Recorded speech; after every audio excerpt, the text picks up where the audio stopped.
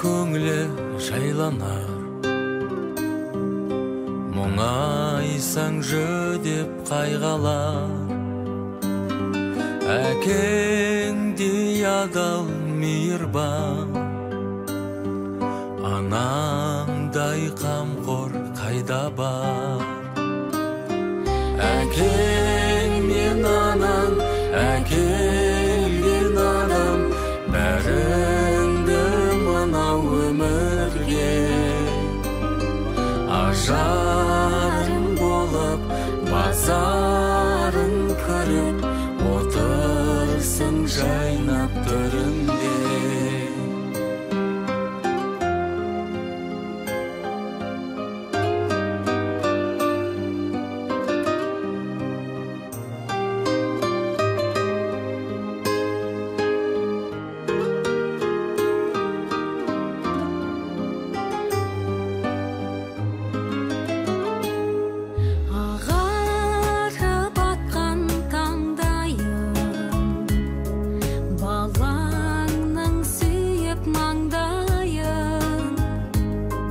Көзімнің ақ пен қарасы, жүріңдер аман әрдайым. Әкең мен анаң, әкелген адам, бәріңді мынау өмірге ажарың болып, базарың көріп, отырсың жайнап төріңде. Әкең мен анаң, әкелген адам, бәріңді мынау өмірге ажарың болып, базарың көріп, отырсың жайнап төріңде. Ата-ананы құрметтеу туралы. Ей перзентім, ата-ананы құрметтеуің қажет екенін ақыл ой, парасат тұрғысынан байқап білгейсің. Өйткені әрбір перзенттің тегі ата-ана ғой. Не үшін ата-анамды құрмет жасаймын деп ойың алма. Олар сен үшін өзін өлімге де қиятынын белгілі. Ей перзентім, ата-анаңды ешқашан ренжітуші болма. Олардың көңіл күйіне қаяу салып, қапаландырмағын.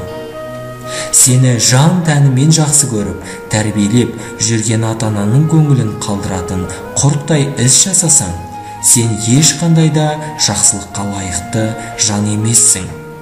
Өйткені кімде-кім ата-ананың жақсылығын білмесе, басқа біреудің жақсылығын да бағаламайды.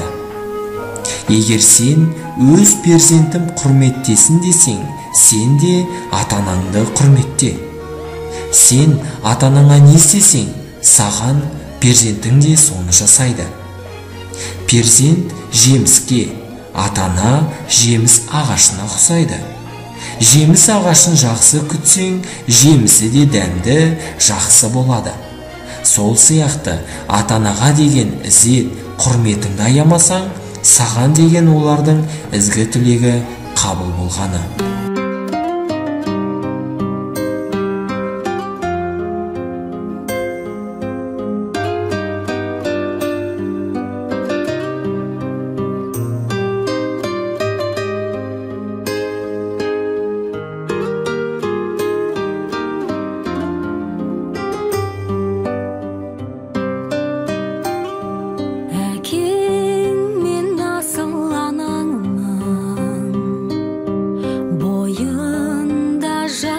Жаралдың, алдыңнан тосар бақытың, алғысын алсаң солардың.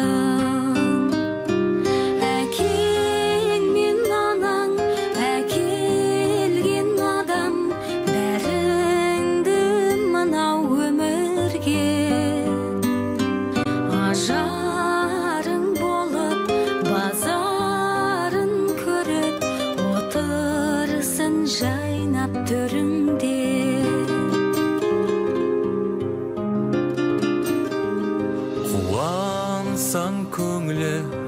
санар,